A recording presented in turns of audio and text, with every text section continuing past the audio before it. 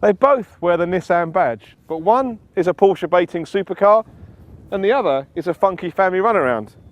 So what would happen if you had the crazy idea to mix them together? Well, that's what would happen.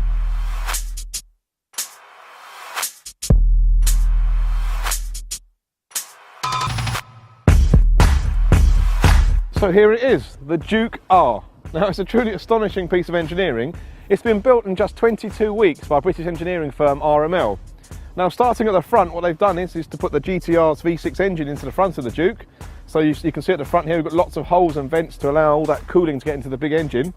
Then along the side we've got a whole new floor pan which allows the fitting of the GTR's drivetrain and gearbox, and wheels, brakes and all of the technology that makes the GTR so fast is fitted into this Juke.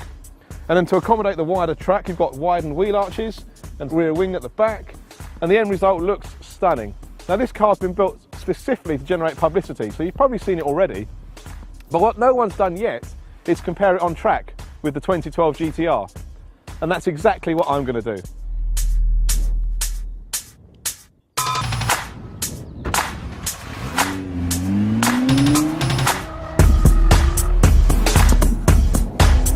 Throughout the long history of the GTR, Nissan has constantly evolved its flagship sports car.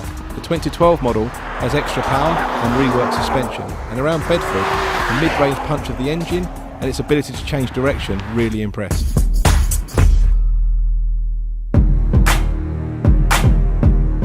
Just to clarify that, to be fair to the JukeR, the track is damp and obviously it's going to get drier each lap that we do. But to balance that out, the JukeR has got around 50 horsepower less, because it's not a 2012 model year engine, and it weighs about 60 kilos more. I think it's a pretty fair contest.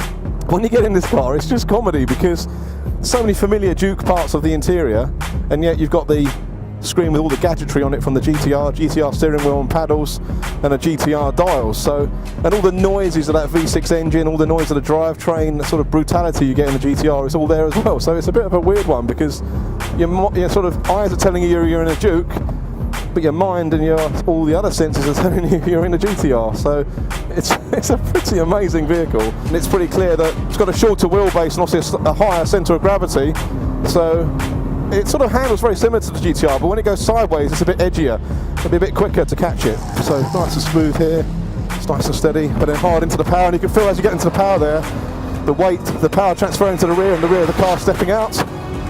But along here we're up to 5th gear again.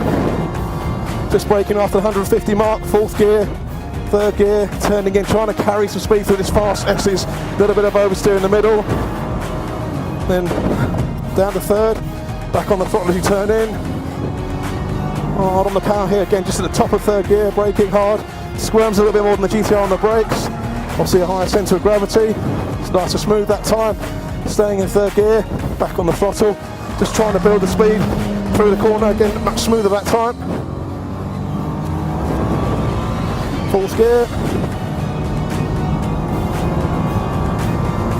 up to 5th, hard braking, it's 3rd, 2nd, all the way down through the gears, and then just trying to keep it tidy in this twisty section. And then the Juke's smaller, so it's very agile, but as I say, when it steps out, it's a little bit more brutal than the GTR.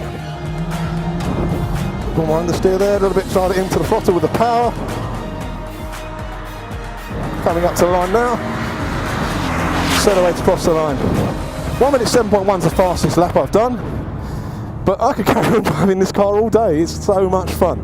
The overriding thing you really notice about this JukeR is it's an amazing piece of engineering. It's not one of those concept cars that just looks good on a motor show stand and doesn't do anything else. It's a proper car, and fair play to Nissan for building something that's such fun.